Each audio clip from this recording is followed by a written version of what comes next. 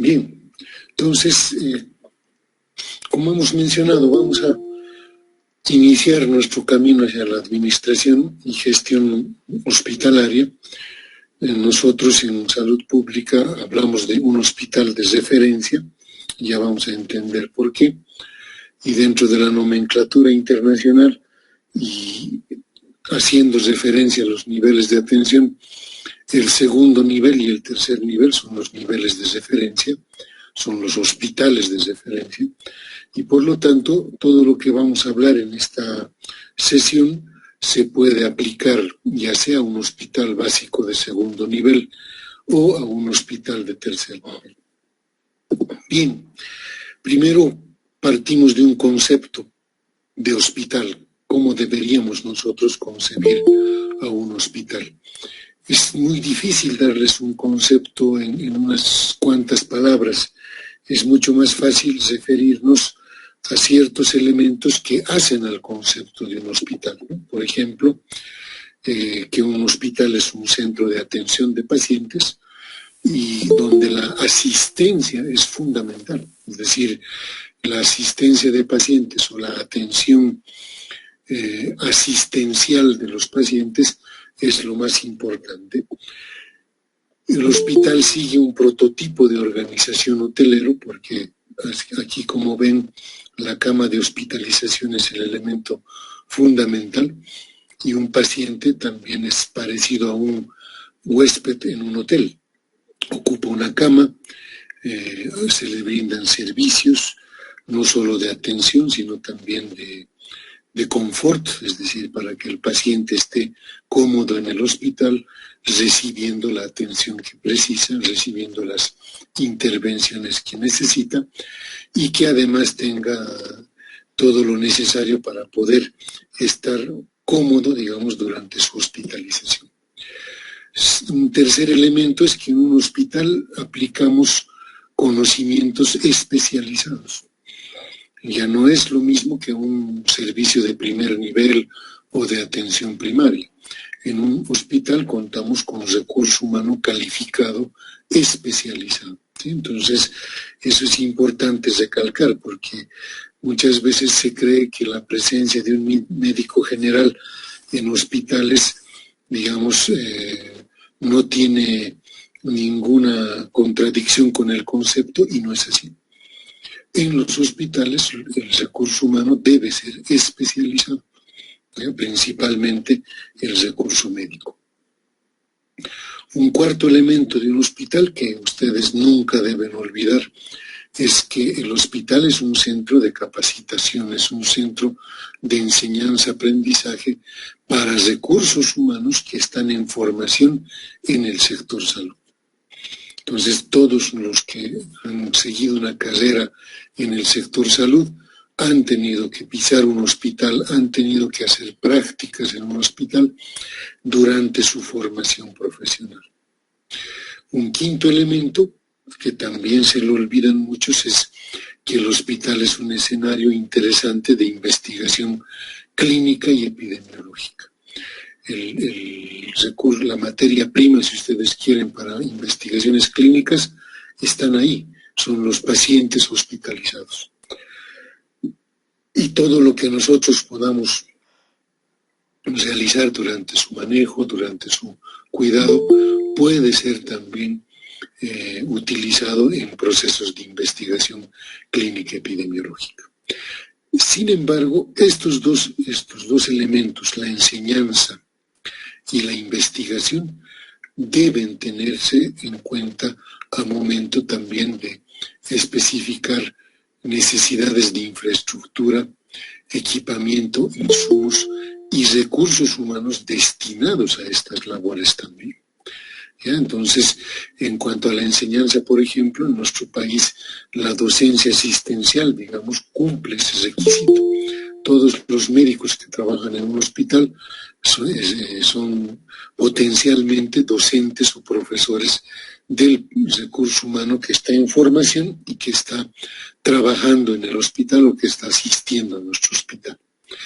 Pero también el hospital debe dar lugar, respaldo económico y espacio a lo que es la investigación clínica epidemiológica, ¿no? Si no hay un respaldo de estas actividades, muchas veces se supondría que esto es una actividad que no le pertenece al hospital como entidad de salud.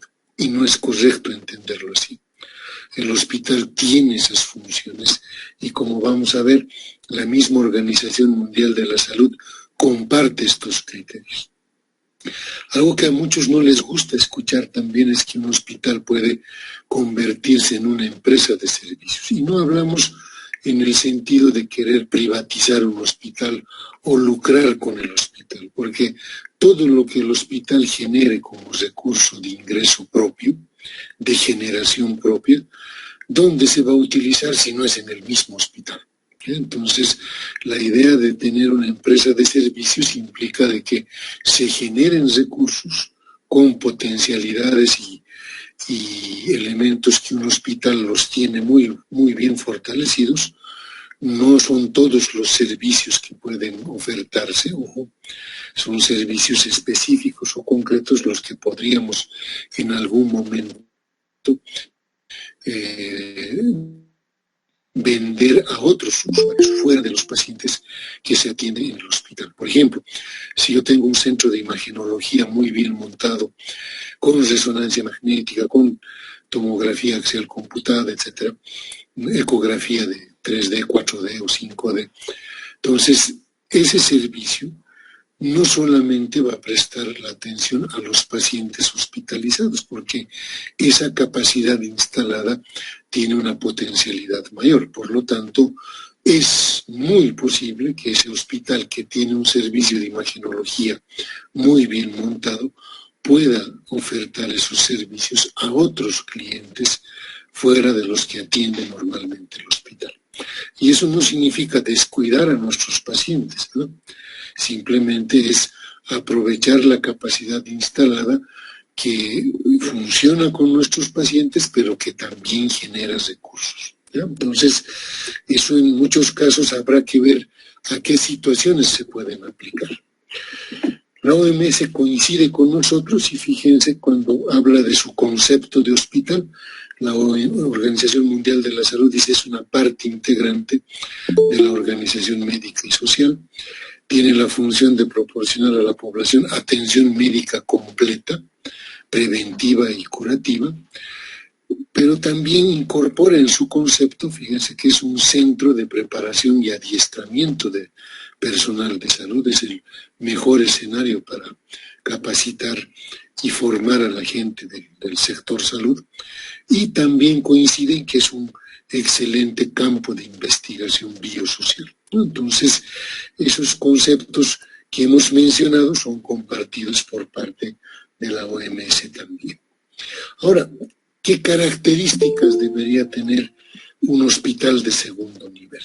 Los hospitales de segundo nivel, o también denominados hospitales básicos de apoyo, tienen atención ambulatoria de mayor complejidad que un primer nivel, porque, como hemos mencionado, cuentan con personal profesional especializado, por lo tanto va a haber consulta ambulatoria en las especialidades que se estén ofertando, pero también este nivel de atención, este nivel de referencia, ya sea un segundo o un tercer nivel, tiene la internación, la hospitalización como otro elemento, otra característica fundamental.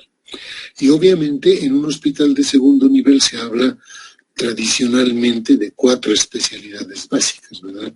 Pediatría, ginecobstetricia, cirugía general y medicina interna. A eso se puede agregar la anestesiología porque hay actividad quirúrgica y servicios complementarios de diagnóstico y tratamiento dada la patología, digamos, de mayor complejidad que se está tratando acá.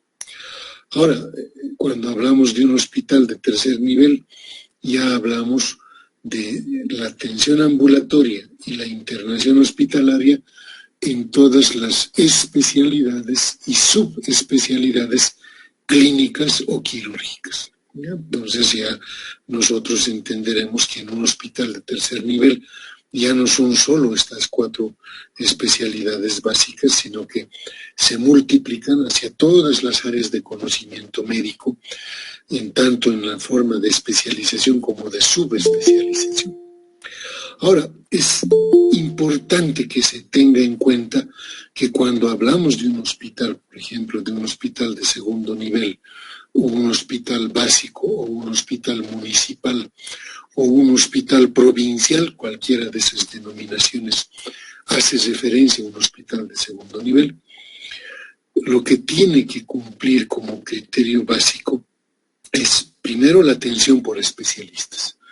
Hemos mencionado 5 especialistas ya en la literatura a nivel de los hospitales básicos de segundo nivel o provinciales. Puede agregarse un profesional más, que es el traumatólogo, por ejemplo. En hospitales que tienen problemas de accesibilidad geográfica o están muy distantes de un hospital de tercer nivel, puede aceptarse que un médico traumatólogo también pueda ser parte de ese staff, ¿ya? Pero en sí el criterio es que estén especialistas.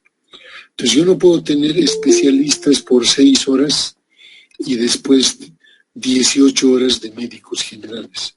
Eso ya contradice el concepto o el cumplimiento de estos criterios básicos. El segundo criterio es que la función de hospitalización es el eje central de este establecimiento de salud, ¿ya? Un hospital no puede estar simplemente dando consulta ambulatoria.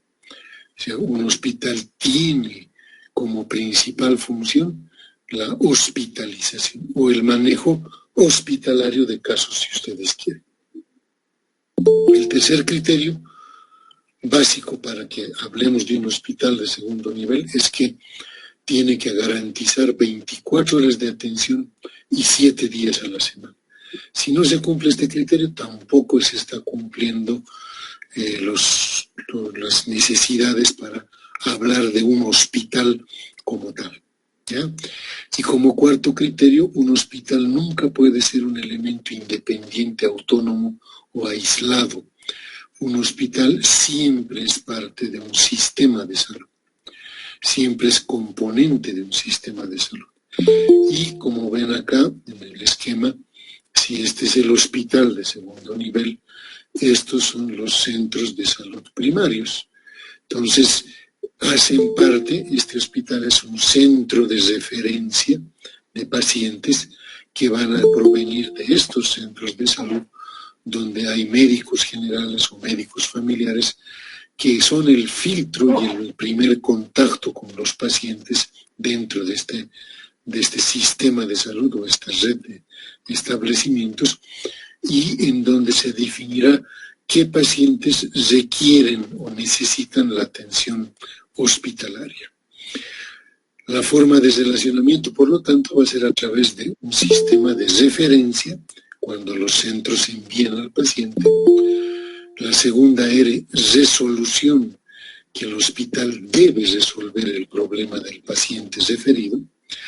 Y como tercer elemento, el hospital debe retornar al paciente a su lugar de origen, al lugar donde ha sido referido, ¿no? Entonces, si no tenemos estos 4 criterios, difícilmente podemos hablar de que se cumpla el concepto de un hospital de referencia de segundo nivel de atención.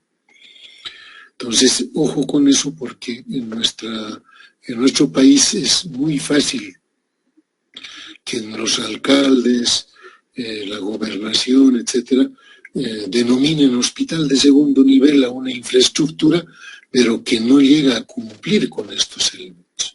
Claro, si nosotros revisamos en Cochabamba hospitales provinciales en Tarata, en Quillacollo, en Vinto, en Sacaba, etcétera, entonces en muchos vamos a ver presencia de especialistas, sí, pero no todo el tiempo.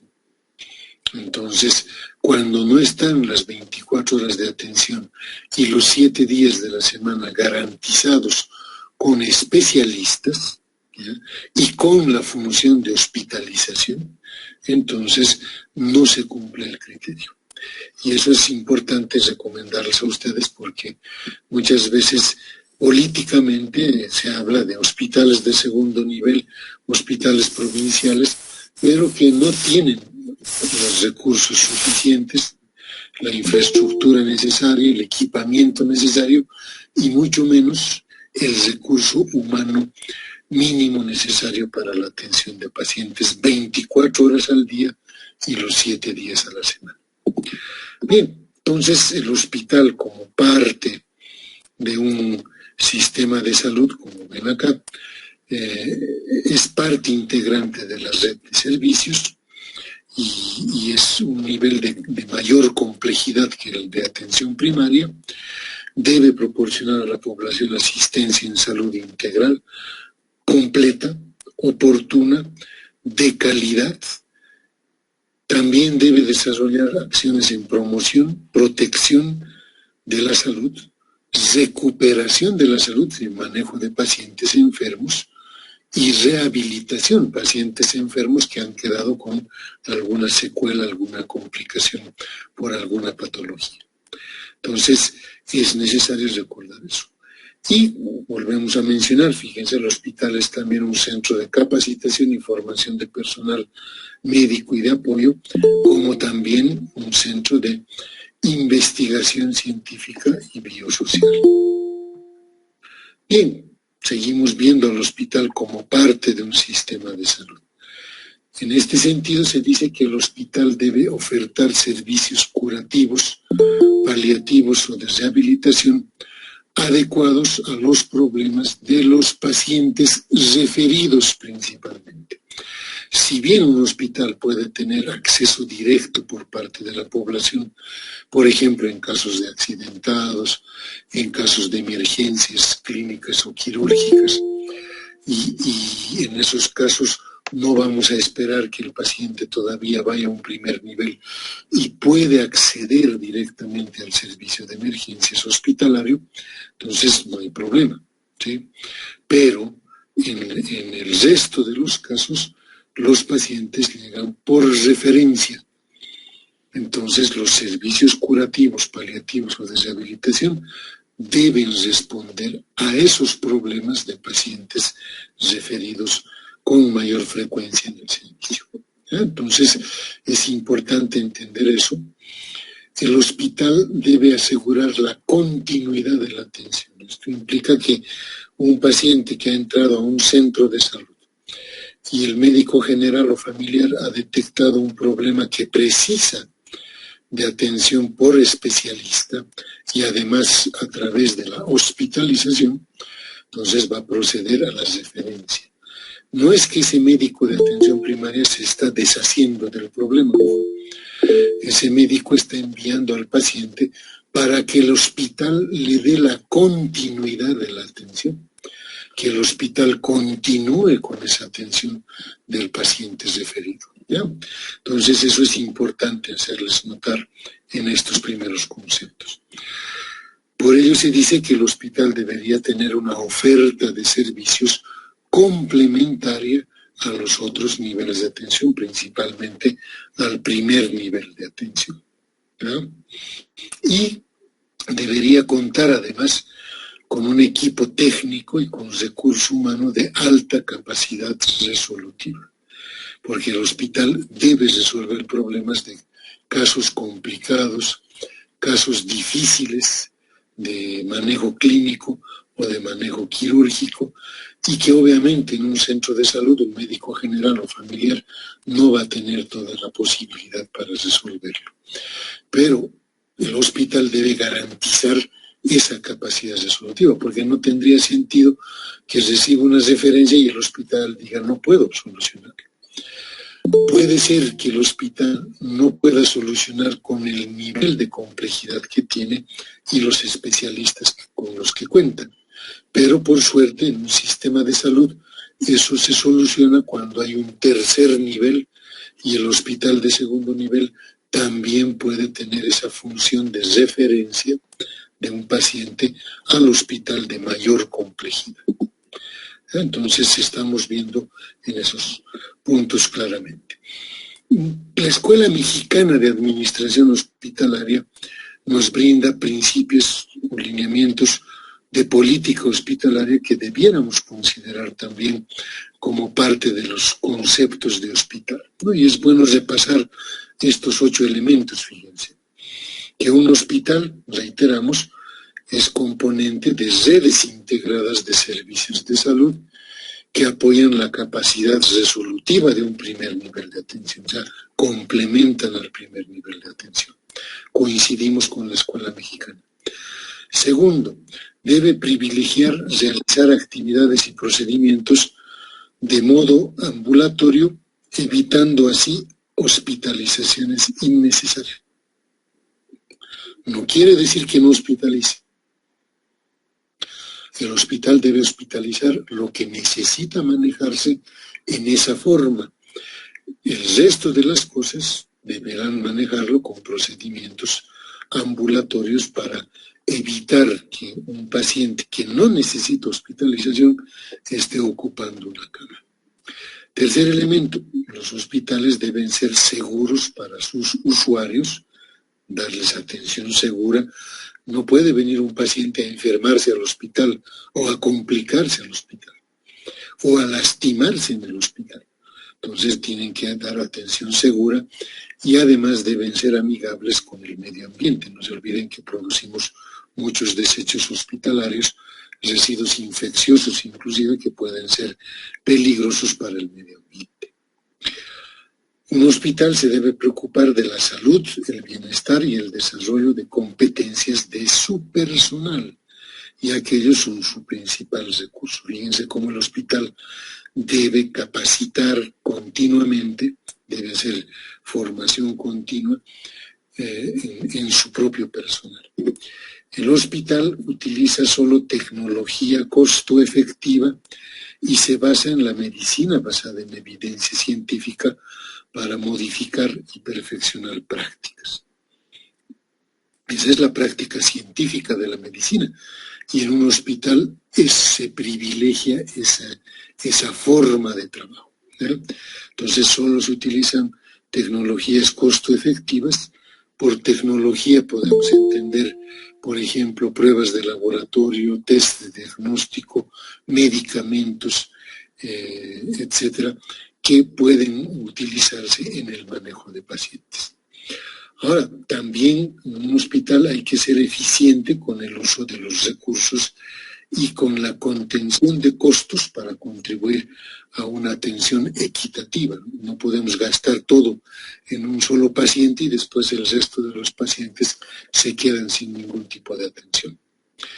Séptimo elemento, incorporan la evaluación y la rendición de cuentas como parte de un ciclo de mejora continua, porque al rendir cuentas están expresando lo bueno y lo malo que tiene esa institución hospitalaria. Y lo malo que tiene que además presentarse con un plan de mejora continua. Y fíjense el octavo, ¿no? Son organizaciones que estructuran sus actividades teniendo como eje central a los pacientes. ¿Sí? Nos basamos en los pacientes, trabajamos para los pacientes. Entonces, la organización hospitalaria es importante para ello.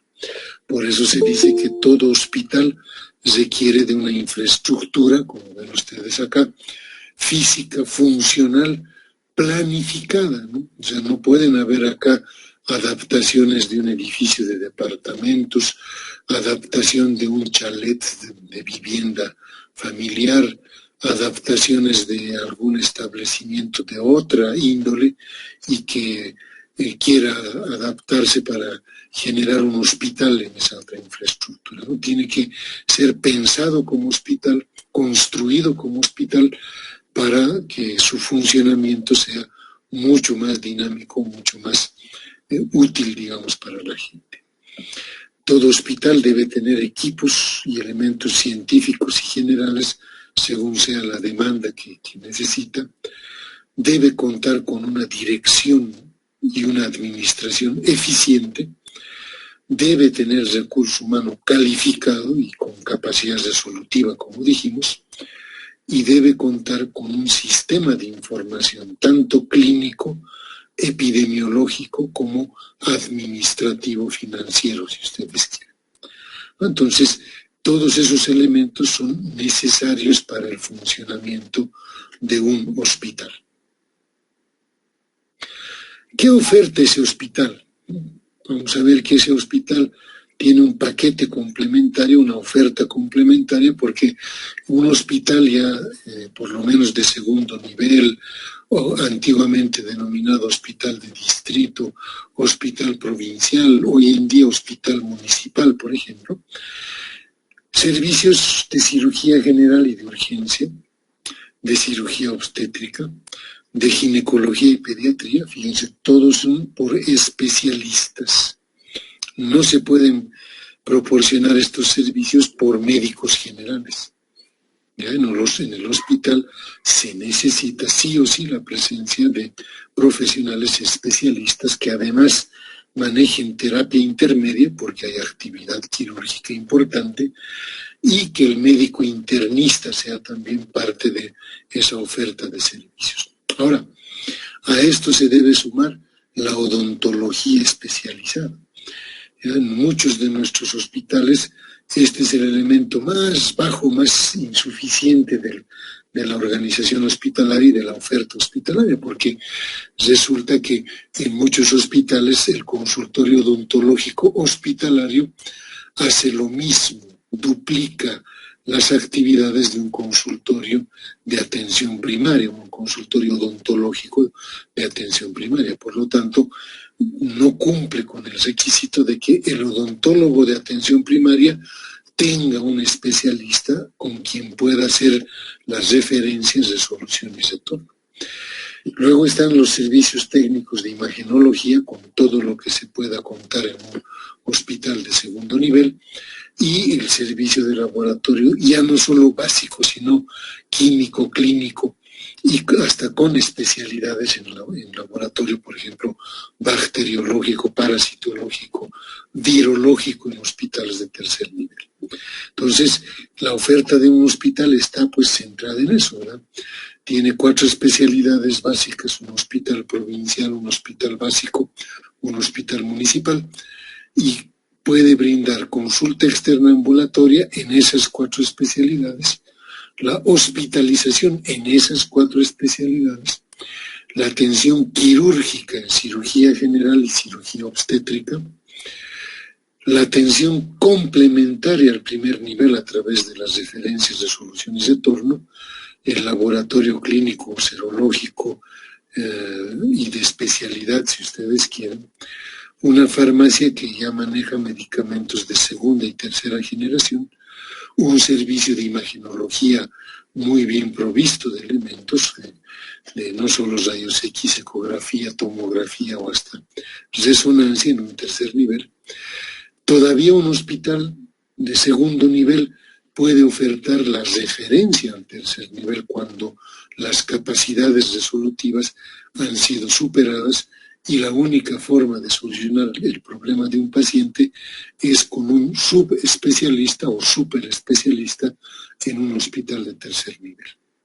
Y reiteramos, no se olviden de eso, que además está la formación de recursos humanos en salud y la investigación biomédica, ¿no? Entonces, esos son elementos clave. Ahora, ¿cómo se organiza un hospital? Pues veamos cómo Mintzberg ha pensado que un hospital se parece mucho a una empresa, a una empresa de producción de servicios o producción de productos, o elaboración de productos. Entonces Mintzberg hablaba en sus escritos de que toda organización necesita una dirección, los servicios operativos que hacen el trabajo que se espera que se haga.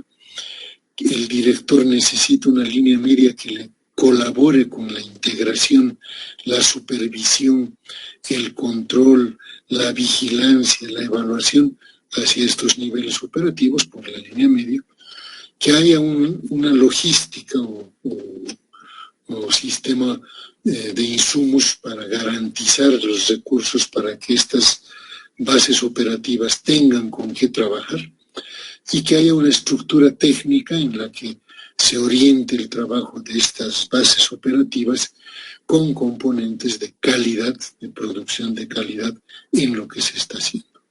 Entonces, si nosotros vemos eso en un concepto hospitalario, como ven ustedes ahí, en el APEX está la dirección del hospital. Los servicios operativos son todos los servicios clínicos y quirúrgicos que ofrece el hospital en emergencias, en hospitalización, en laboratorio, en imagenología, en cirugías, etcétera. Todos los servicios ofertados están ahí, en laboratorio lo propio. Y este director necesita de una línea media que pueda ayudar con la integración vertical. Ahí está el jefe de personal, el jefe médico, la jefa de enfermeras, los responsables de unidad en los hospitales, por ejemplo, mi jefe de emergencias, ¿no? Mi jefa del área de esterilización en quirófano. Entonces, todos ellos ayudan mucho en esta integración vertical y en hacer trabajar correctamente estas bases operativas. Entonces, la información y los archivos están, todos estos elementos, manejados por la línea media. Fíjense, tienen que tener soporte y logística, porque un hospital sin mantenimiento, sin medicamentos, sin insumos, sin equipamiento, ¿puede funcionar? No. Entonces tiene que tener garantizado el soporte y la logística, así como tiene que tener la estructura técnica o tecnoestructura en donde está la labor fundamental del gestor de calidad, los comités técnicos hospitalarios, la actividad de docencia e investigación y todo lo que se refiere a la epidemiología hospitalaria para consolidar todo lo que es bioseguridad, manejo de residuos, vigilancia de eventos hospitalarios y vigilancia de infecciones intrahospitalarias, etc. ¿No? Entonces, estos dan elementos de calidad en la organización y en la prestación a quienes, a los mismos operarios, a los que están ofertando los servicios, ¿no? Si el gestor de calidad les dirá, hay que dar servicios clínicos, pero cumpliendo protocolos de atención. Hay que hacer laboratorios, sí, pero cumpliendo manuales de procedimientos, ¿no? Que están establecidos, que están escritos por ellos mismos, esta misma tecnoestructura, y que eso hace que el trabajo operativo busque más calidad y sea seguro para los pacientes que lo van a recibir. Entonces, fíjense cómo Mintzberg ya nos adelantó en su época, si bien él aplicaba esto a empresas productivas, empresas de producción de productos, elaboración de productos o de producción de servicios, todo se amolda, ¿no? En la administración hemos heredado del sector administrativo, económico, financiero, todo lo que implica estos elementos que se adaptan, si ustedes quieren, a las instituciones hospitalarias. Ahora, hay otra forma de ver la situación, y es esta, la que nos muestra la escuela española, en donde ellos conciben a los hospitales como un conjunto de procesos de atención, procesos o procedimientos, ¿no? Y ellos denominan los procesos clave a todo lo que se refiere a la atención de pacientes. Fíjense, desde la gestión de ingreso, desde emergencia, el movimiento de clientes dentro del hospital, la gestión de diagnóstico y tratamiento, hasta la gestión del alta del paciente. Eso es lo clave, nos dicen los españoles, pero obviamente, coincidiendo con Mintzberg, dicen, esto no se podría hacer si no hubieran procesos de soporte, logística, equipamiento, insumos, medicamentos, etc. Y si no hubieran procesos estratégicos que proveen las guías técnicas para trabajar con mayor calidad, con mayor seguridad para el paciente. Si nosotros vemos estos procesos hospitalarios en un mapa en una especie de fotografía de un hospital. Fíjense ahí cómo deberíamos verlo nosotros, ¿no? Es decir, ahí están los procesos estratégicos en rojo, a cargo del director, del gestor de calidad y del staff que apoya a la dirección, con estas acciones de marketing, relaciones públicas, el benchmarking, que significa el adaptar ideas positivas de otros hospitales a nuestro hospital. No es copiar, no es plagiar, sino adaptar. Investigación, fíjense, clínica epidemiológica, elaboración de protocolos de atención, protocolizar la atención, estandarizar la atención, la participación de los comités técnicos hospitalarios, como vamos a ver, la gestión de casos cuando los pacientes están hospitalizados y hay casos difíciles. Esta parte de la tecnoestructura tiene que ayudar con ello, ¿no? Entonces acá se organizarán juntas médicas, reuniones anatomoclínicas, reuniones de especialistas, etc. Luego está el control de la gestión, el verificar cómo se está manejando los recursos institucionales, escuchando a los pacientes, escuchando a los trabajadores de nuestro hospital. Fíjense cómo los procesos clave van desde la aparición del problema de salud. El paciente llega al servicio de admisión a emergencias, por ejemplo, o a la consulta ambulatoria en algunos casos. Ahí es donde todavía se hacen algunos procedimientos de diagnóstico, exámenes de laboratorio, pruebas de gabinete, etcétera, que junto con el examen clínico que se ha hecho con el paciente, definirán el diagnóstico, ¿no? Gracias a las exploraciones complementarias que estamos mencionando. Y si se decide el ingreso, la hospitalización del paciente, fíjense, eso también implica la utilización de material fungible, el trabajo del almacén hospitalario, proveyendo estas cosas.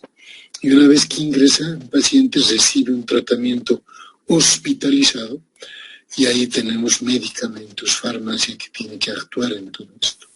Hasta el problema de salud resuelto, la gestión de resoluciones que se denomina, y el paciente se va. Entonces, nada de esto sería posible si no hubieran procesos de soporte. Y fíjense en verde todos estos procesos de soporte.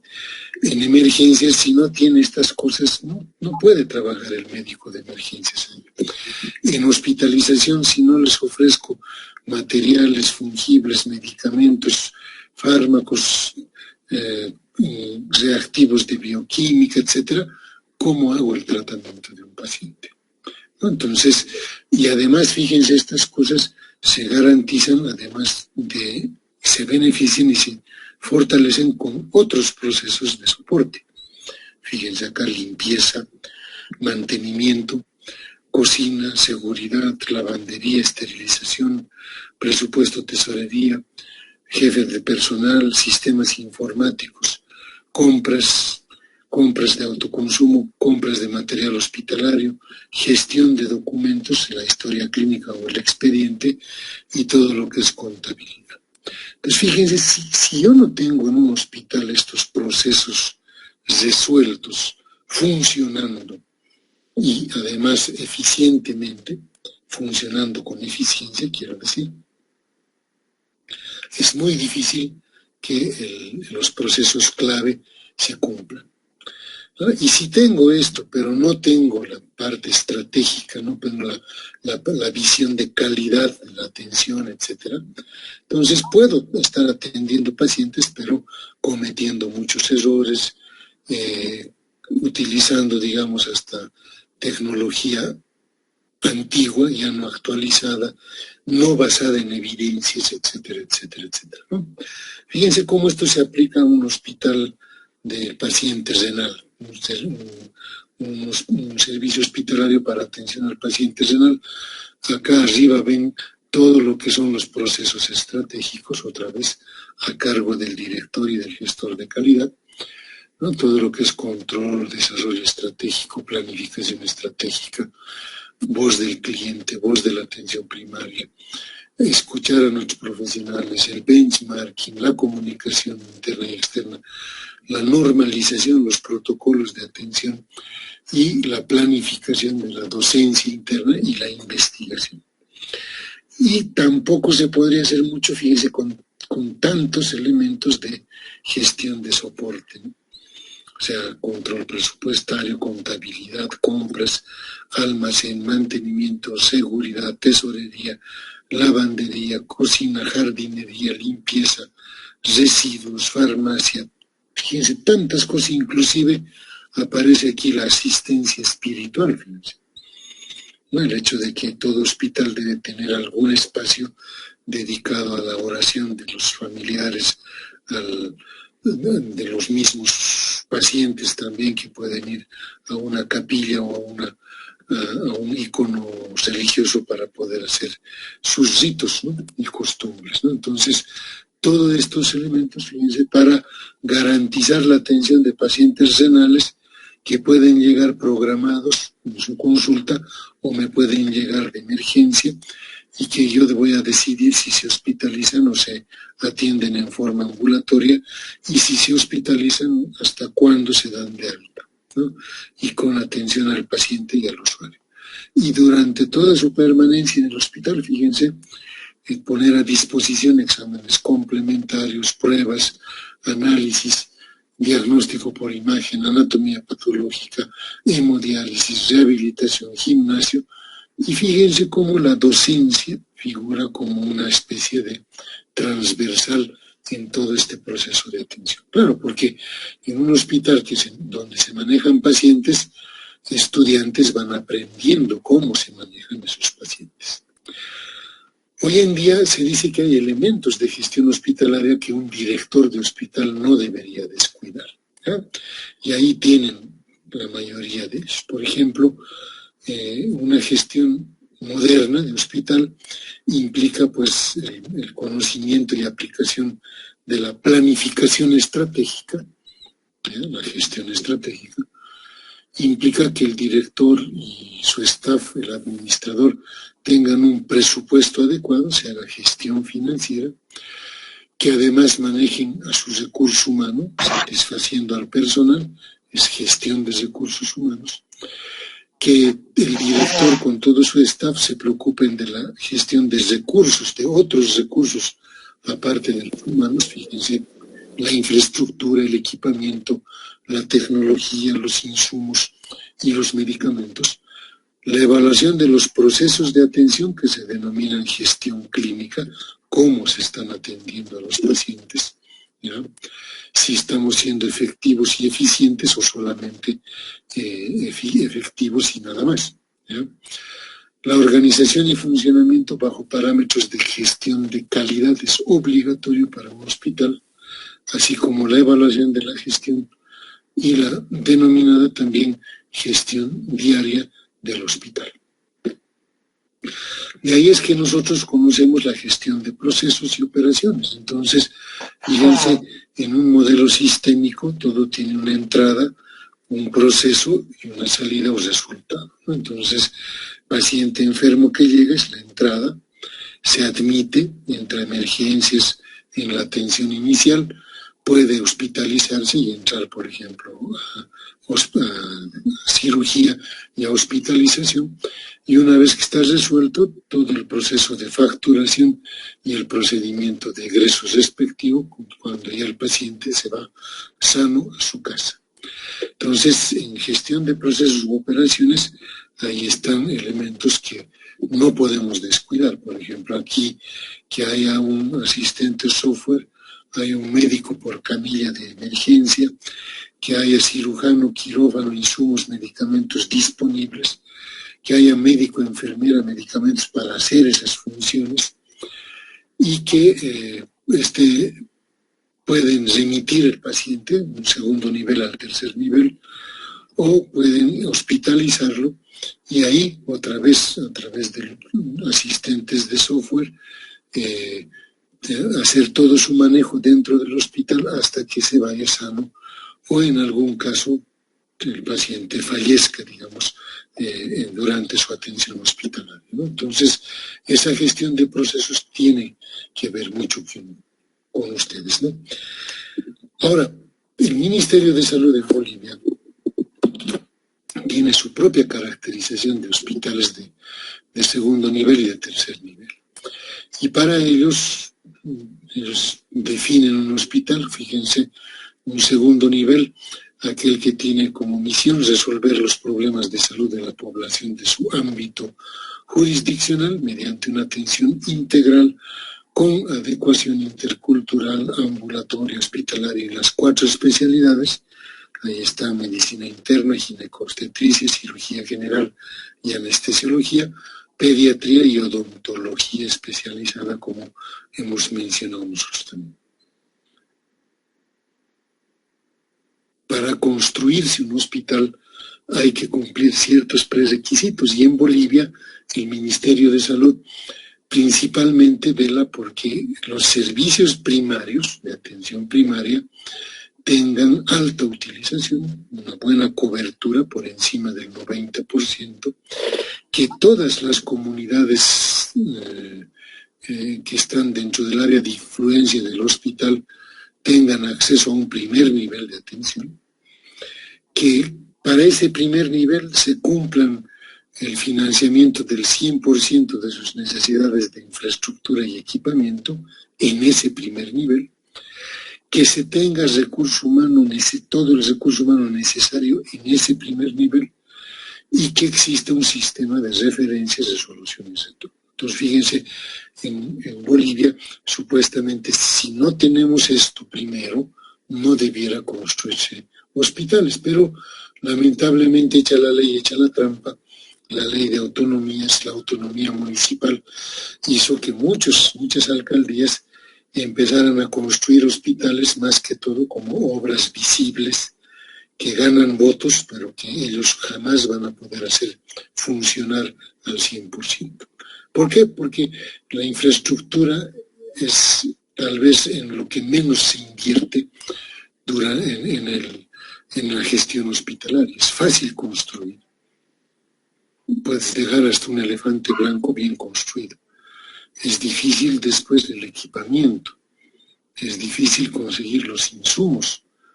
Y más difícil aún conseguir el recurso humano necesario para el funcionamiento por 24 horas de atención continua y 7 días a la semana.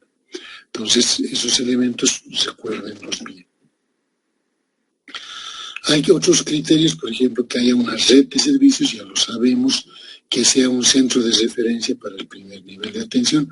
Y este es importante, fíjense, estar inscrito en el plan de desarrollo departamental. Les reitero, la autonomía municipal ha roto esto.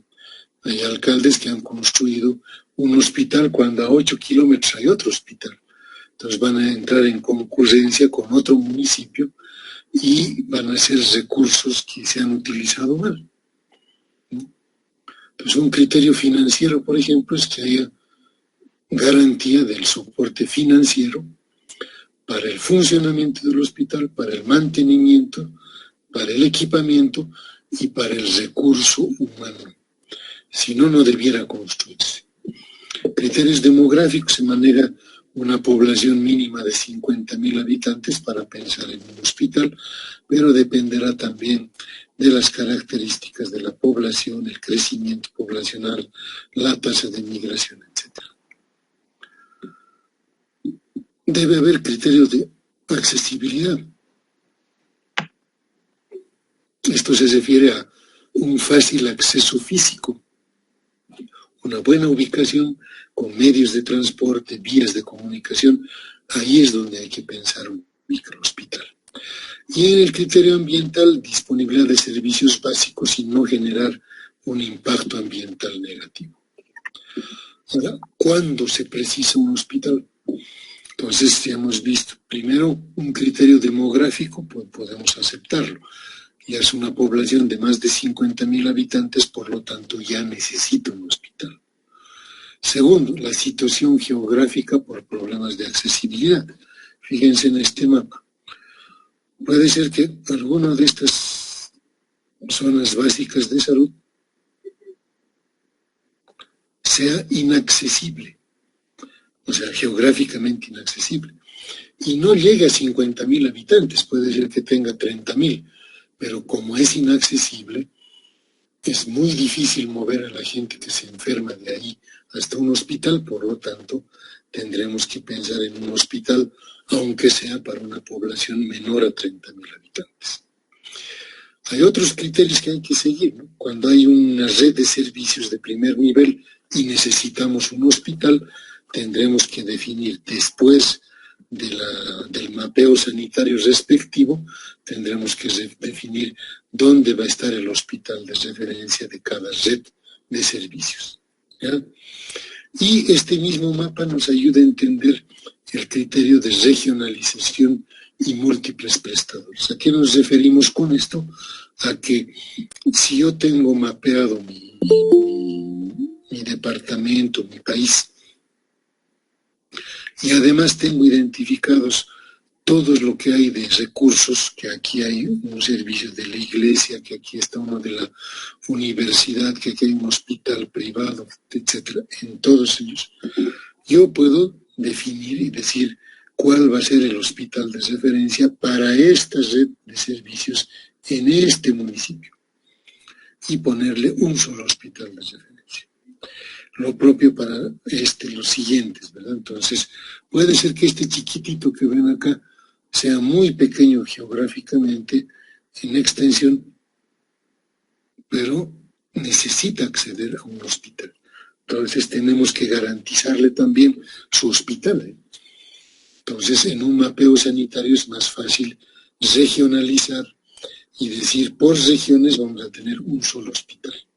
¿Cuál es el fenómeno que sucede en nuestro medio? Tenemos en Cochabamba 47 hospitales y los 47 municipios, y los 47 quieren construir su propio hospital, si es que no lo han ya hecho. Entonces, tal vez hay algunos municipios chiquitos que no pueden construir su propio hospital, pero la mayoría de los municipios grandes que cuentan con recursos de coparticipación y todo ello, y hasta de generación propia, pueden haber pensado ya o haber construido ya sus centros hospitalarios, ¿no? Entonces, es importante que entendamos eso. Ahora, algo que produjo el Ministerio de Salud y se dejó de lado, en mi concepto, de manera inadecuada, es la propuesta de este modelo organizacional, ¿no?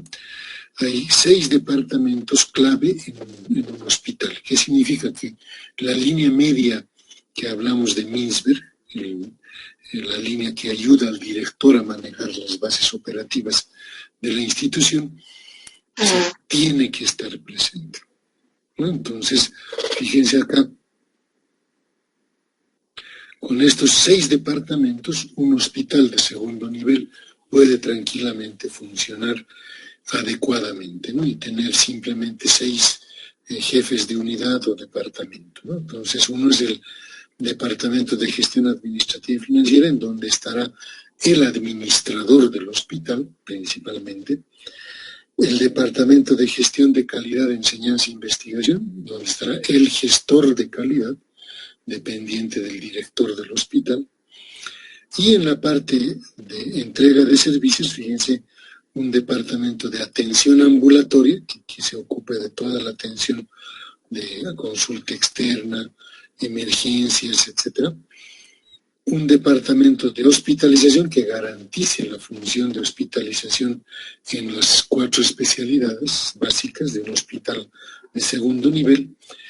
Que haya un departamento de servicios de apoyo diagnóstico para apoyar el diagnóstico de pacientes, laboratorio, imagenología, y que haya un servicio de apoyo al tratamiento en donde está farmacia, anestesiología, manejo del dolor, etc. Entonces, entendido así esos departamentos, fíjense, hay atribuciones de los hospitales que se van cumpliendo. Las esenciales: la atención pediátrica, ginecobstétrica, medicina interna, cirugía general, odontología, promoción, prevención, rehabilitación. Entonces, estos son los procesos clave que necesitamos, ¿verdad? La atención de pacientes. ¿Pero qué necesitamos? Soporte. Entonces, aquí fíjense, hay imagenología, quirófano, laboratorio, esterilización, fisioterapia. todo lo que habíamos visto hace rato en procesos de soporte y procesos estratégicos, fíjense, gestión administrativa, gestión estratégica, gestión de información y vigilancia epidemiológica, gestión del conocimiento, de la enseñanza, gestión de calidad y la gestión de referencia y retorno de los pacientes. Entonces, fíjense cómo el Ministerio pensó muy bien en estas atribuciones y obviamente detallaban ellos además las funciones del director del hospital. Fíjense acá la gestión de dirección y liderazgo. Quien debe hacer el plan estratégico es el director con el gestor de calidad. Y la elaboración, implementación y monitoreo del POA, del presupuesto, del manual de organización y funciones, del manual de procesos y procedimientos, del manual de cargos, de los reglamentos internos y protocolos, de la gestión estratégica e intersectorialidad, de la gestión de información y vigilancia epidemiológica, del monitoreo y supervisión de los departamentos hospitalarios. Todo eso está a cargo del director.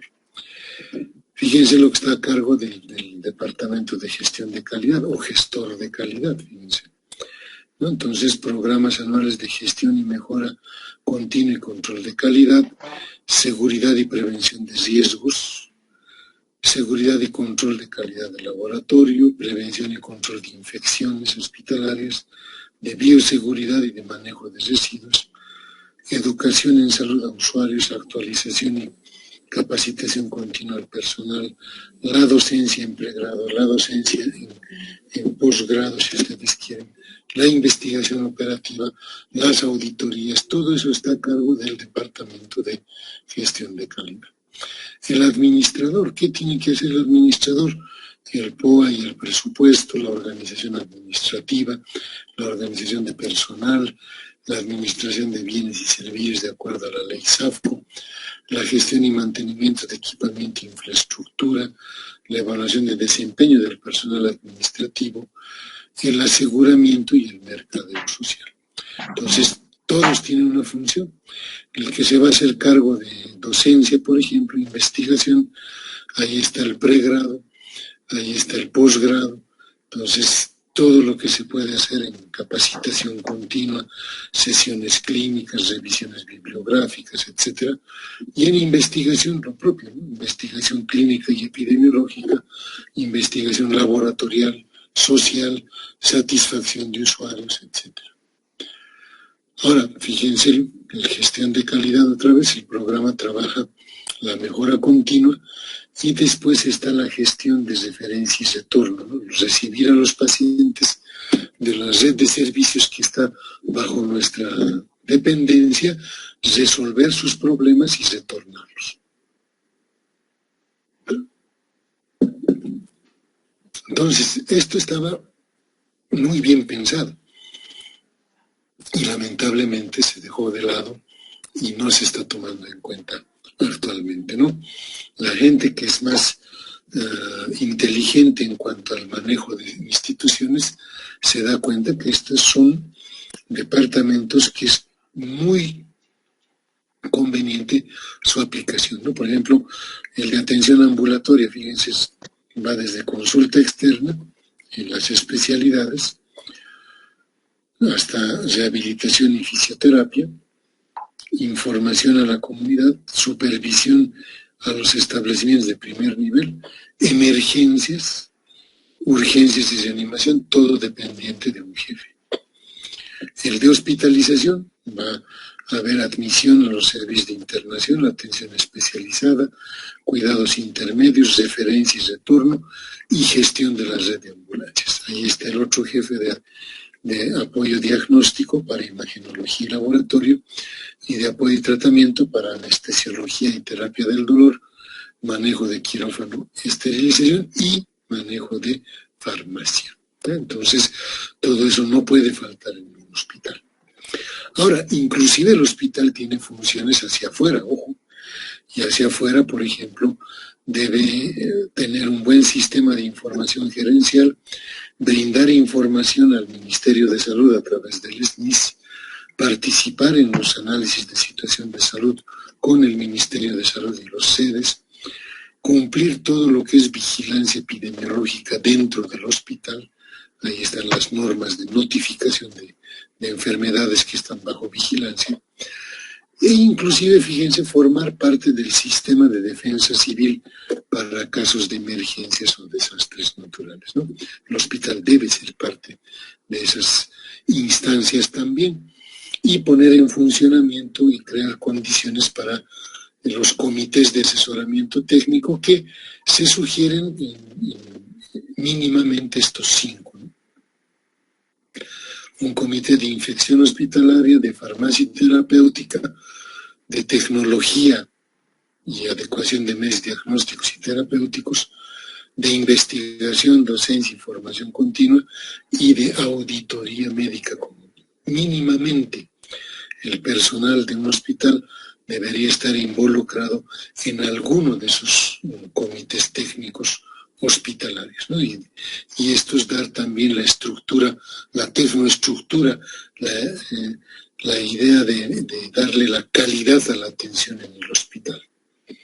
Entonces, otra función que no se debe olvidar es la de docencia e investigación. Ahí está también para acordarnos. Esto implica también que el hospital tiene que prever en su infraestructura una biblioteca, un aula, equipamiento para clases, etcétera, porque el hospital tiene que entender de que es una de sus funciones es la formación de recursos humanos. Y por lo tanto tiene que darse condiciones para esa actividad, para esa función. Entonces, es necesario, ¿no?, capacitar al personal de la red y aplicar normas y desarrollar investigación en mortalidad e infecciones nosocomiales. El componente de calidad es el otro elemento que en la gestión o administración hospitalaria no puede dejar de lado. Y en este caso, sus 4 componentes: la planificación de la calidad, el emitir un documento de política de calidad hospitalaria, el elaborar un plan estratégico y planes operativos en los que elementos de calidad estén insertos, el control de calidad, que significa que el director y el gestor de calidad y el staff hacen un control de calidad, verifican el cumplimiento de los planes operativos, supervisan y evalúan. Luego está la garantía de calidad. Fíjense, cuando el hospital empieza a hacer protocolizaciones o estandarizaciones de manejo, la acreditación hospitalaria es otra digamos, estrategia de garantizar calidad a la gente. La auditoría clínica, lo propio, garantiza calidad. Y la evaluación tecnológica, ¿no? Es decir, estar seguros de que nuestro equipamiento, nuestros rayos X, nuestro tomógrafo, nuestros equipos serológicos en laboratorio, nuestros procesadores de sangre, etcétera, siempre estén calibrados, siempre estén con mantenimiento preventivo y en buenas condiciones de funcionamiento. Y por último, llegar a este cuarto componente, que es el mejoramiento continuo de la calidad, en donde monitoreamos calidad y conformamos los equipos de mejora continua de nuestros hospitales. Solo así, fíjense cómo el Instituto Boliviano de Normalización y Calidad entiende al sistema de gestión de calidad. El aseguramiento, fíjense, es esta cuña que evita que el hospital nuevamente caiga hacia atrás y retroceda en aspectos de calidad. La gestión de calidad hace el tamaño de la rueda, el control de calidad garantiza que esta rueda vaya moviéndose hacia arriba. La planificación de la calidad implica todo este camino, esta pendiente que esta rueda va a subir, porque eso está planificado, ¿sí? Y lo que le va a llevar a seguir hacia arriba es los procesos de mejoramiento continuo de la calidad, ¿no? Entonces son elementos clave para ustedes. Bien, entendidos así en los hospitales, un último elemento para conversar con ustedes en esta conferencia es la evaluación de estos hospitales. Entonces, ¿qué podríamos decir de la evaluación? Primero, hacerles entender a todos ustedes que la cama de hospitalización es el elemento fundamental en la administración hospitalaria. Y cuando ustedes se preguntan por qué, ahí tienen la respuesta. O sea, en esta cama de hospitalización, ¿sí?, que estamos viendo acá, en una sala hospitalaria, el hospital debe invertir en pagar horas médico, porque un médico debe venir a atender a este paciente, horas licenciada enfermera, que haga toda la medicación y procedimientos, horas auxiliar de enfermería para hacer todo lo que es confort, limpieza, movilización del paciente. Imagenología y laboratorio van a mandar en algún momento personal para tomar muestras de laboratorio o realizar pruebas de imagenología portátil, ¿no?, con equipamiento portátil. Fíjense que esta cama requiere de seguridad y en general el hospital tiene que invertir mucho en seguridad. Cada paciente recibe servicios básicos, luz, agua, baño, televisión, hoy en día TV cable, wifi. Todas estas camas tienen que tener oxígeno central y aspiración, y fíjense, acá está esa conexión que es obligatoria hoy en día. Este paciente come, por lo tanto tiene que tener alimentación, y ahí se va también gran parte de nuestros recursos en la alimentación de estos pacientes. Y la limpieza y ropa de cama, ¿no?, que cuando un paciente está hospitalizado puede quedarse 1, 2, 3 o más días, ¿no?, y necesita cambiarse la ropa de cama por suerte. Entonces, la cama hospitalaria se mide a partir del principio de que el número de camas de un hospital debe estar acorde con el volumen y la gravedad de los pacientes. Esto implica que toda persona que necesita una hospitalización debería poder acceder a una cama hospitalaria el momento que lo necesite. Que cada paciente que ya está hospitalizado permanezca en el servicio el tiempo mínimo requerido para que retorne a un estado en el que pueda recibir atención ambulatoria.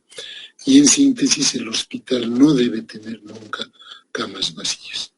Por eso es que la mayor parte de las evaluaciones hospitalarias toman en cuenta los siguientes indicadores. Por ejemplo, el número de camas por habitante. ¿Cuántas camas tenemos que poner por habitante? Entonces, esto es útil para buscar una relación entre inversión y costos de funcionamiento. La OMS nos dice que debería haber una cama por cada 1000 habitantes. Es una referencia, pero tampoco una camisa de fuerza, pero puede orientar muy bien procesos de construcción de nueva infraestructura, ¿no? Si yo tengo una población de 60.000 habitantes, por ejemplo, tendré que ver un hospital con un mínimo de 60 camas. Entonces, una cama por cada 1000 habitantes. Y luego está la utilidad para estimar necesidades también, porque cuántas camas tengo va a representar también cuánto personal debo contratar para que esa cama reciba la atención del médico, de la licenciada, del auxiliar, de imagenología, de laboratorio, como hemos visto hace rato, ¿verdad? O sea, todos los servicios para ese paciente deberían estar garantizados. El segundo indicador es la tasa de ocupación de camas, quiere decir, estas camas que estamos viendo acá, a estas enfermeras tender, ¿están ocupadas o no? Porque fíjense, en esta foto también es preocupante ver ya la otra cama también vacía, ¿no? Entonces, toda cama vacía, hemos dicho, no deberían haber camas vacías. Y la ocupación se calcula diciendo, tengo tantos días cama disponibles y quiero saber cuántos días cama ocupados hemos tenido. Y por lo tanto es un indicador de eficiencia, porque toda la inversión que se ha hecho en la cama de hospitalización debería retornar, ¿verdad? Debería generar. Entonces, si no hay paciente, no se genera. Se recomienda una tasa de ocupación de camas mayor al 80%, por ejemplo. ¿Ya? Entonces, para decir que es eficiente, debiera ser más del 80%. ¿Qué pasa cuando un hospital tiene un valor bajo? Puede ser que ese hospital tenga demasiadas camas para su población. Por ejemplo, un hospital de 100 camas para una población de 40.000 habitantes. Esa población debiera tener un hospital con 40 camas, a lo mucho, pero le han construido con 100 camas. Ese tamaño poblacional nunca va a ser suficiente para llenar 100 camas. Pero también un bajo nivel de ocupación me indica problemas de accesibilidad. Es como respondernos la pregunta, ¿por qué no viene la gente al hospital? ¿Por qué no se hospitalizan? Antes pueden ser problemas de accesibilidad geográfica, el hospital está mal ubicado, queda muy lejos, no hay transporte, etc. Puede ser problemas de accesibilidad cultural, confianza, confiabilidad, el maltrato que reciben los pacientes les genera desconfianza y ya no vuelven al... Y el otro es el problema de accesibilidad económica, porque si no tengo dinero no puedo acceder a un hospital. Entonces tendría que ver si ese elemento está influyendo en el bajo porcentaje de ocupación. Y si lo está haciendo, pues ya tenemos que hacer algo porque estamos perdiendo dinero. El valor elevado, al revés, ¿no? Puede ser que yo tenga un hospital de 10 camas y tenga 50.000 habitantes. Entonces un hospital de 10 camas lo han construido chiquitito y todo, pero como tengo 50.000 habitantes, esas 10 camas se van a llenar rapidísimo, ¿no? Por lo tanto, la capacidad insuficiente puede explicar una alta tasa de ocupación, y lo otro es la mala organización del hospital en forma interna, lo que provoca, digamos, un mayor tiempo de estancia hospitalaria y, por tanto, mayor ocupación de cama. El tercer indicador, la duración media de estadía, ya es un indicador que es más utilizado hoy en día porque quiere ver la eficiencia de nuestras camas otra vez, pero dependerá mucho del servicio que se le está dando al paciente.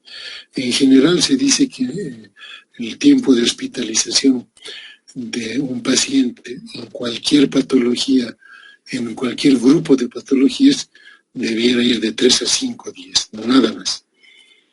Pero es bueno también que eso lo consulten con los especialistas, ¿no? Por ejemplo, el cirujano general que dirá cuántos días debería quedarse normalmente un paciente posoperado. ¿Qué dirá el pediatra? ¿Cuántos días se debe quedar un niño? ¿Qué dirá la ginecóloga, el ginecólogo? ¿Cuántos días debe quedarse ese paciente? Si tenemos en hospitales de tercer nivel otros especialistas, ¿qué dirán ellos, no? Entonces, la duración media de estadía, si es muy baja, es decir, menos de un día de promedio de estancia, implica pues que se está hospitalizando cosas que no debían estar entrando al hospital y los pacientes se están saliendo en el día, ya sea por cansancio, ya sea porque ya se pasó su molestia.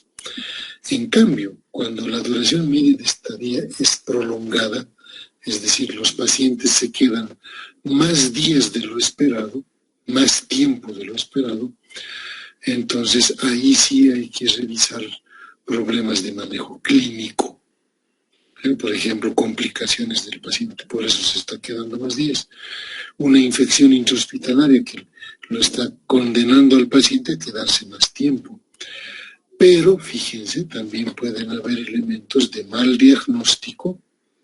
No saben lo que tiene el paciente, lo siguen estudiando y pasan los días y lo siguen estudiando. O un mal tratamiento, se ha optado por una mala combinación de medicamentos y después pues el médico ha tenido que cambiar 1 o 2 o 3 veces de esquema terapéutico y eso le ha llevado al paciente a quedarse más días de lo esperado, ¿no? Entonces, a veces también refleja mala organización interna, ¿no?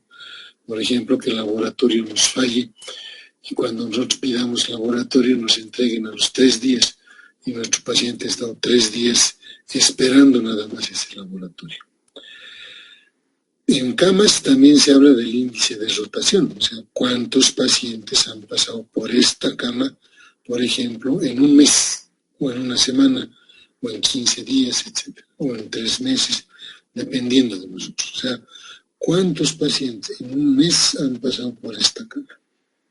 Hay que contarlos y decir, han pasado 10, en un mes 10 pacientes, quiere decir que han estado con una estancia media de 3 días por paciente, para hacer los 30 días.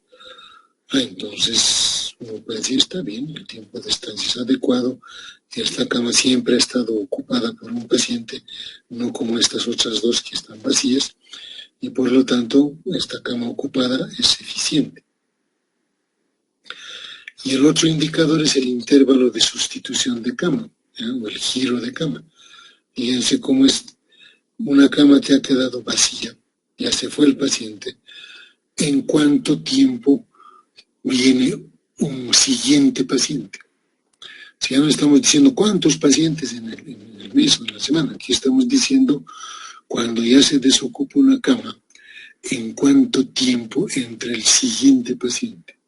Si el tiempo es corto, y ustedes me dicen, en 30 minutos ya hay un nuevo paciente ahí, muchos llamábamos a eso el fenómeno de cama caliente, por ejemplo, que un paciente que recién se ha ido, está calientita la cama y está entrando ya otro paciente a esa misma cama. Entonces, eso nos va a dar ideas de si realmente el hospital necesita o no necesita crecer con sus camas de hospitalización. Ya les he dicho, una cama más que se muente o que se ponga o que se implemente implica también costos adicionales para el hospital. Y eso ya lo vimos. En la evaluación hospitalaria es bueno tener un enfoque mixto, ¿no? Es decir, una evaluación cuantitativa con los datos estadísticos y los indicadores que hemos hablado. Por ejemplo, si voy a evaluar la hospitalización, la actividad de hospitalización o la función de hospitalización, entonces veré pues el número de camas, el porcentaje de ocupación de camas, el promedio de estancia del paciente, la rotación de camas. Entonces es una evaluación cuantitativa. Pero también me preocuparé de la evaluación cualitativa, ¿no? Por ejemplo, pertinencia de la hospitalización. ¿Ese paciente es pertinente que esté hospitalizado? ¿Necesitaba la hospitalización? Resultados de la hospitalización. Los pacientes que entran se van sanos, se van curados. El cumplimiento de protocolos de atención en los pacientes hospitalizados, por ejemplo. O la presencia de infecciones intrahospitalarias. Todo eso me da un aspecto o un ámbito de evaluación más cualitativo. Y es bueno mezclar esas cosas. Ahora, hay muchísimos indicadores hospitalarios. Yo les muestro un listado nada más, no los estamos desarrollando. Vamos a ver que hay un listado grande, fíjense. Aquí se habla de la permanencia del paciente, la sustitución de la cama, del porcentaje de ocupación de camas, del rendimiento cama. Fíjense, los 4 indicadores que les he mostrado son parte de los listados de indicadores de evaluación hospitalaria. Luego están emergencias, urgencias, rendimiento de la sala de operaciones, para emergencias y para cirugías electivas, el grado de resolutividad del establecimiento, las infecciones intrahospitalarias, las tasas de mortalidad, la mortalidad institucional, la mortalidad perinatal, la neonatal, el porcentaje de cirugías suspendidas, el porcentaje de cesáreas. Entonces, la revisión de estos indicadores es lo que nos va a decir si nuestro hospital está funcionando de forma excelente, buena, satisfactoria o que tiene mucho que mejorar, ¿no? Entonces, en México clasifican estos indicadores de desempeño en efectividad, y ahí fíjense las tasas de mortalidad están otra vez presentes. En eficiencia, ahí está otra vez la tasa de ocupación de camas, la estancia media del paciente, el intervalo de sustitución. En seguridad, fíjense las tasas de bacteremias y los porcentajes de infecciones nosocomiales. En oportunidad se miden tiempos de espera para pasar de urgencias a hospitalización, para recibir consulta del especialista, para recibir la intervención quirúrgica, cuánto tiempo esperan. Entonces eso es oportunidad. Enfocado en el paciente, satisfacción con la atención y con la información. Y pertinencia, fíjense, el indicador de partos por cesárea, ¿no? Entonces, estos son ejemplos que nos ayudan a ver si el funcionamiento del hospital es adecuado, es correcto, está produciendo lo que se espera. Y por último, ya cumpliendo nuestro tiempo de exposición previsto, les muestro 6 indicadores de calidad hospitalaria, ¿no? Por ejemplo, si vemos el primero de la lista, dice cuerpo extraño abandonado accidentalmente durante acto quirúrgico. El cirujano se olvidó algo en el cuerpo, en el acto quirúrgico. Ahí está cómo se calcula el número de pacientes con cuerpo extraño sobre el total de pacientes intervenidos. Y me dicen, en el hospital ha dado 5%. Entonces, aquí son las preguntas para ustedes, ¿no? ¿Qué opinan? 5% es aceptable. ¿Cuál estándar de referencia ustedes utilizarían para estos indicadores? Por ejemplo, una tasa de reingreso por la misma enfermedad significa que hemos dado de alta a un paciente y ha vuelto a reingresar con la misma enfermedad. Quiere decir que no hemos tomado en cuenta los criterios de alta, nos hemos apurado con el alta y pues el paciente ha vuelto con el mismo diagnóstico. Y fíjense, eso está pasando en un hospital X en el 25% de los casos, o sea, no puede ser tan alto, ¿verdad? O que mi porcentaje de cesáreas sea 35%, cuando a nivel latinoamericano se espera que no sobrepase del 15%. Y aquí estoy llegando a 35% de cesáreas. Habrá que revisar, ¿verdad?, las indicaciones de cesárea, habrá que revisar los expedientes clínicos de por qué han operado más. Fíjense en laboratorio, porcentaje de solicitud de segunda muestra, que es decir que algo pasó con la primera muestra y hemos tenido que ir a buscar al paciente, llamarlo, hacerlo venir o irle a pinchar por segunda vez, etcétera, para tomar una segunda muestra. Y si eso me dicen que es 15%, ¿cuál es nuestro grado de permisividad para ello? Entonces, los bioquímicos que están en la clase podrán decir si está alto, está nomás dentro de lo esperado o está muy bajo. En mi concepto, pues es altísimo. Recién nacidos con Apgar menor a 6 al minuto, o sea, con depresión neonatal moderada, 20%. Entonces, es un concepto que el 20% de cada 5 partos, un niño nace con depresión neonatal moderada. Y en cada 100 partos, 20 niños salen con depresión neonatal. Entonces, no es correcto, ¿verdad? O medir, por ejemplo, el tiempo promedio de espera en sala de emergencias, y aquí el resultado ser de 105 minutos. ¿Cuánto es lo esperable? ¿Cuánto es lo recomendable? Entonces, cuando uno empieza a manejar indicadores de evaluación hospitalaria, tiene que también empezar a familiarizarse con estándares de referencia, ¿no? Simplemente yo acá les dejo con esta diapositiva porque esto es para, opino yo, del cuerpo extraño abandonado. 5% está bien, es poco, es aceptable, es mucho, ¿no? Entonces, olvidarme en 100 cirugías, en 5 me he olvidado algodón, instrumental, qué sé yo, en el campo operatorio del paciente. Y he cerrado además así, ¿no? Entonces, y se ha dado cuenta después, cuando ha habido otros problemas y se ha detectado que se había olvidado algo. Entonces, esos porcentajes, fíjense, que en este caso los he puesto al azar, pueden representar, obviamente, cuando uno va analizando el indicador y cómo se está calculando ese indicador, qué representa, entonces ayuda mucho en la detección de problemas de funcionamiento hospitalario. No se puede hablar de administración hospitalaria sin evaluación hospitalaria. Entonces, sin el uso de indicadores de producción hospitalaria. Desde los indicadores de cama, de hospitalización, número de camas, porcentaje de ocupación, días promedio de estancia en hospitalización, la rotación de cama, el giro de cama, etc. No se puede hablar de una adecuada evaluación hospitalaria si desconocemos esos elementos también. Bien, para mí son los elementos que podría yo compartir con ustedes en esta conferencia y pues ver si es que más bien tienen ustedes alguna consulta. Muchísimas gracias, doctor Illanes. Realmente un tema valiosísimo en el tema de la salud pública, la administración y gestión hospitalaria.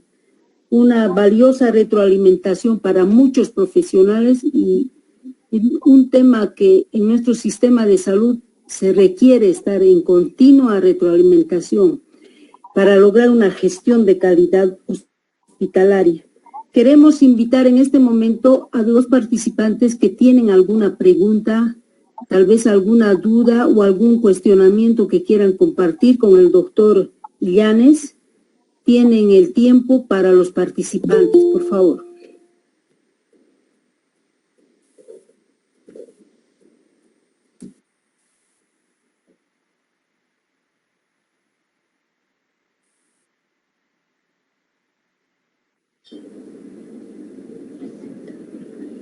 Bien, la licenciada Felicia Yanqui dice muy buenas noches y agradece mucho la exposición del doctor Illanes. Perdón, ella es técnico medio en enfermería y está muy agradecida por la exposición del doctor Illanes.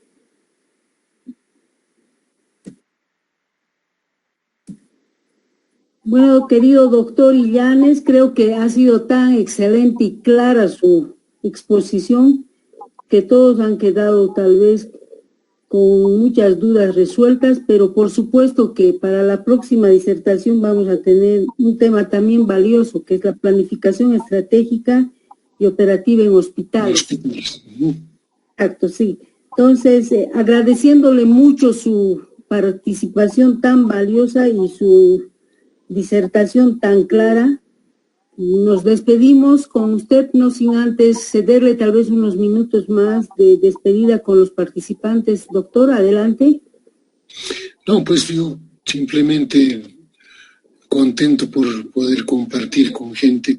Mucha de la gente la conozco o nos hemos conocido en el trabajo y pues siempre estamos dispuestos a seguir colaborando con la formación continua de todos los profesionales. Yo les agradezco mucho su paciencia, su compañía en la charla. Espero haber abordado elementos que les sean útiles en la administración hospitalaria, pues las cosas que no hayan quedado claras, el siguiente martes tienen la opción de plantear sus preguntas o enviármelas también al número de contacto que se tiene con el Instituto Nacional de Salud Pública.